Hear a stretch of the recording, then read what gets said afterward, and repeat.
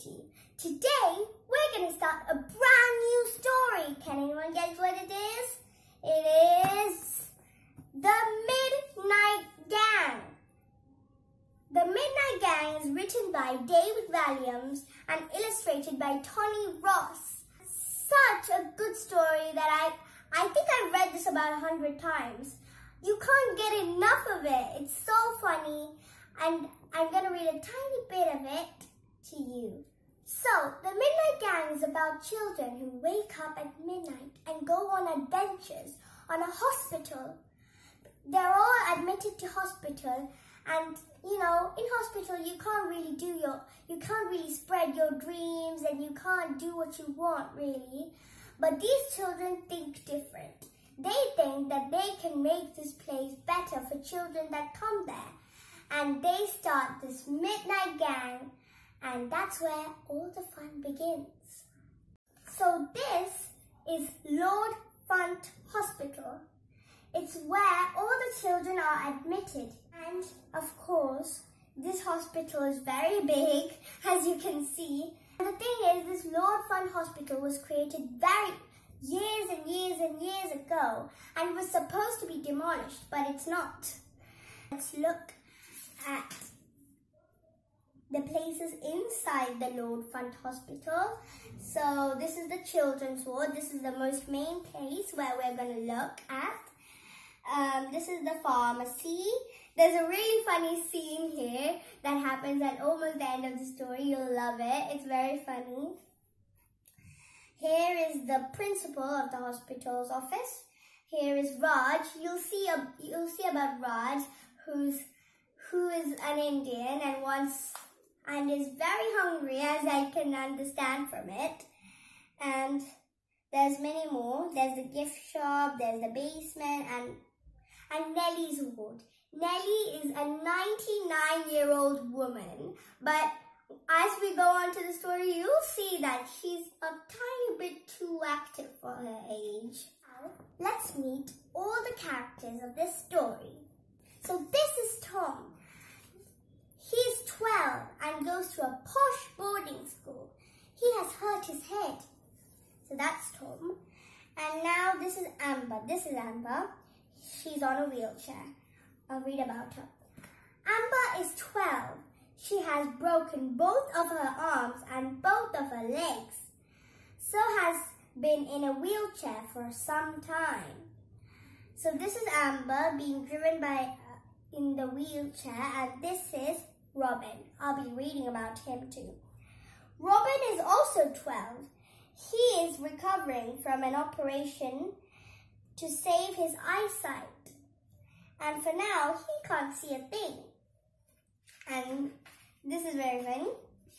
This is George. As you can see, he loves food. George is 11 and from the East End of London, which makes him a Cockney. He's recovering from having his tonsils taken out in an operation. And this is the youngest. Sally is just 10 and the youngest of the group.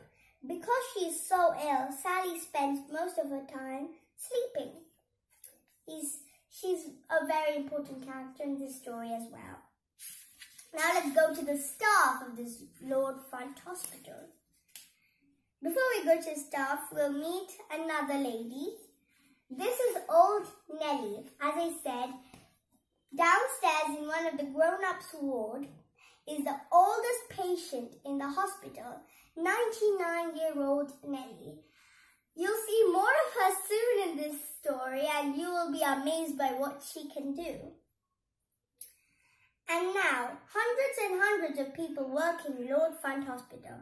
Among them, this is the porter. As you can see, there's something wrong with his face. One side of his body is bigger than the other.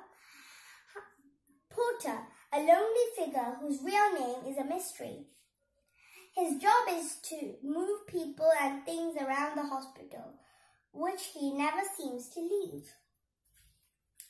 So, and this is the meany bit of the story, and that's matron. Usually matrons are supposed to be very kind, helping the children, but this one, hey, I don't like this one.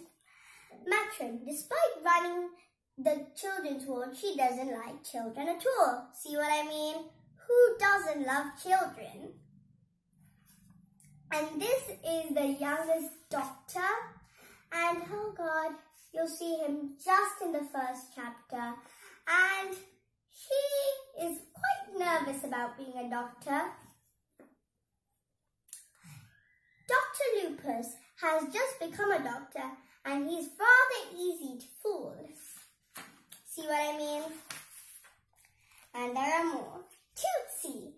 I love her. She's so funny.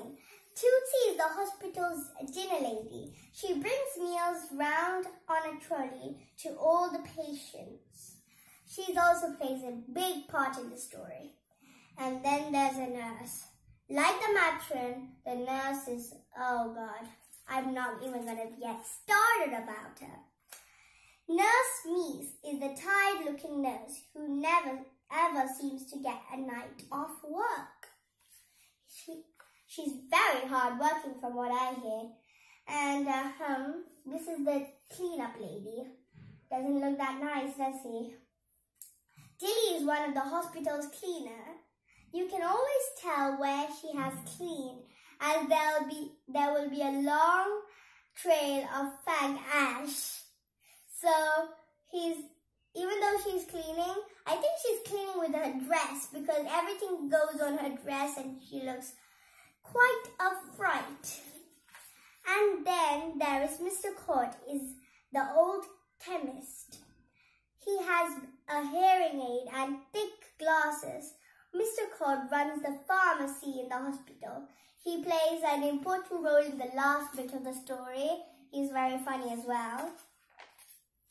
And then there is Sir Quentin Stylers, is the upper-class hospital principal and is in charge of everyone and everything. I don't like that sound of it as well. And then from outside the hospital, there is Mr. Thews, the headmaster of Tom's boarding school, St. Willet's boarding school for boys. And this is like a picture of the children's ward. So that's it. Wait, there's more. And here is a tiny thing written about the Midnight Gang. And let me read it. Midnight is the time when all the children are fast asleep. Except, of course, for the Midnight Gang. That is the time when their adventures are just beginning. So when we move into the first chapter, even the first chapter is almost like the funniest chapter in the book. Tom is the main character of the story, and this is how he gets admitted to the hospital. And just when he wakes up, this is the sight he sees, which might be terrifying. A big monster staring down at him, of course. That'd be so scary. And then the porter is carrying him not on a real stretcher, but on a trolley, which is awkward as well. And then we see a nurse who taps him on the place where it hurts, which no nurse should really do. And then we meet the doctor, the youngest doctor. Wait, here's the nurse pressing. Very bad nurse here. And then there's the doctor filling in a form. And guess what? That's how big the form is. It starts from here and goes on, and it doesn't even end. And the first question of the thing is, what is your name? And Tom, being hit by the head, doesn't remember. So the whole second chapter is about figuring out what's his name. So I think I'll leave that chapter for you to read because I don't think I should spoil the fun there. Now we're going to read a tiny bit from the story. And this chapter is called Deep Fried Otter. This is very funny, but let's see what it is. Breakfast! Children, wake up! Wake up! Wake up! It's breakfast time! This was the cry that woke Tom and all the children in the ward at dawn, just a couple of hours after they had gone to bed. Matron woke up with a start. A chocolate wrapper was stuck on her forehead. What? Shouted Matroon. It was clear she didn't know whether it was day or night, or indeed if she was awake or asleep. Tootsie was the hospital's dinner lady. She was a pleasant, plump woman with a huge afro hairstyle and the sunniest of smiles. As always, Tootsie was pushing her food trolley. "Oh no, it's you," snarled Matroon as she entered the ward. "Yes, it's me, Tootsie," replied the lady brightly. "I hope you haven't been asleep on the job again, Matroon." Most of the children were sitting up on their beds now. Tootsie always made them smile, especially when she took on their sworn enemy, Matroon. No, lied Matroon. "Of course I wasn't asleep."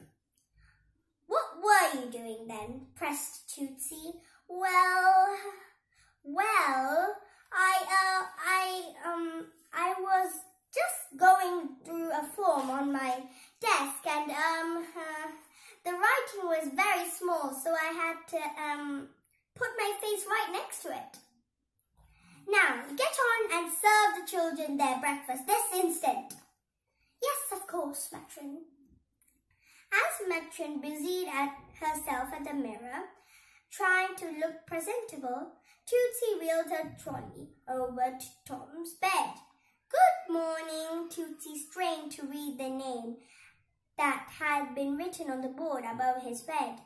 So she brought down her reading glasses that were nestled on top of her frizzy hair. "Thomas, good morning, and good morning to you." Tom wasn't quite sure why she had to say good morning so many times, but he couldn't help smiling. When the lady spoke, it sounded as if he was singing a song. "Good morning," said Tom. Good morning, and good morning," she replied. Tom couldn't think of anything else to say. So once again, he blurted out, "Good morning, and what a good morning it is. Good morning, one and all. Now, Thomas, what would you like for breakfast?" "What have you got?" asked Tom. "Everything," replied Tootsie. "Everything?" asked the boy. It was too good to be true. "Everything," she replied confidently. All the children chuckled. This was Tom's first morning in the hospital, and clearly they all knew something he didn't. The food at Tom's boarding school was terrible. Despite the fees being disgustingly expensive, it seemed as if the food hadn't changed at all since the school was founded hundreds of years ago. A typical week's menu looked like this. Monday, breakfast, gruel. Lunch, poached kidney. Dinner, calf's head soup. Tuesday, breakfast, pig's trotter on toast. Lunch, lard sandwiches. Dinner, stewed lamb tongue. Okay, that looks terrible. Look, that's lamb's tongue. Yuck. Wednesday, breakfast, leftover stewed lamb tongue. I guess they have leftovers. Lunch, pigeon soup. Dinner, boiled eel. And it goes on like this. I can't read the whole thing because it's so disgusting. And I'll read the next bit. Of course, Tom was delighted by the prospect of being able to have anything and everything to eat. As he gave his order to Tootsie, his mouth began to water. Hot chocolate, with whipped cream on top and marshmallows on the side, a hot buttered croissant. In fact, make that 2 hot buttered croissants, banana muffins, poached eggs and bacon and sausages. 2 sausages, please. Actually, 3 sausages. Brown sauce on the side. And to finish it, I think I'll have a blueberry pancakes with maple syrup, please. Thank you so much. Oh, and 1 more sausage. This was going to be the best breakfast ever. So why were all the children on the ward hooting with laughter? Ha ha ha ha ha. Tootsie answered Tom with a question. Toast or snowflakes. Stop reading now. But before I go, let's have a little review of the book. I love this book because not just the illustrations, it's so funny, and it's also how I love the porter, you know, the person with the lopsided face? Yeah, I love him because he is so nice. He's actually the founder of the Midnight Gang, and he's the Doctor of Fun because he wants to make the children happy. He wants to make all their dreams come true. He even made George's dream to fly come true, but it came a little disaster at the end, which included Nellie, the 99-year-old person. I leave that to you for you to read. It's very funny. And the ending is that Sally has cancer. Sally's very ill and she's always sleeping. And all her very dream is to live a beautiful life before it becomes too bad for her to really enjoy it. And the main bit of the story is how these children, including the porter, help her live a pleasant life in just one night. It's such a beautiful story with a good meaning that in hospitals, children should not only be taken care of, they should also be happy, and they should also not have the feeling that things are not going to work out, it's all sad. They should have the feeling that this is going to be the best time ever, and the porter made sure of that. I hope you enjoyed the story because this is just amazing, and I give it 2 thumbs up, and so does everyone here, don't you? They're all saying a yes, but you can't hear it. Before we go, I'd like to say, make sure to like, comment and subscribe to this channel and my other channel, Learning Time with Dyuti. So see you later. Bye!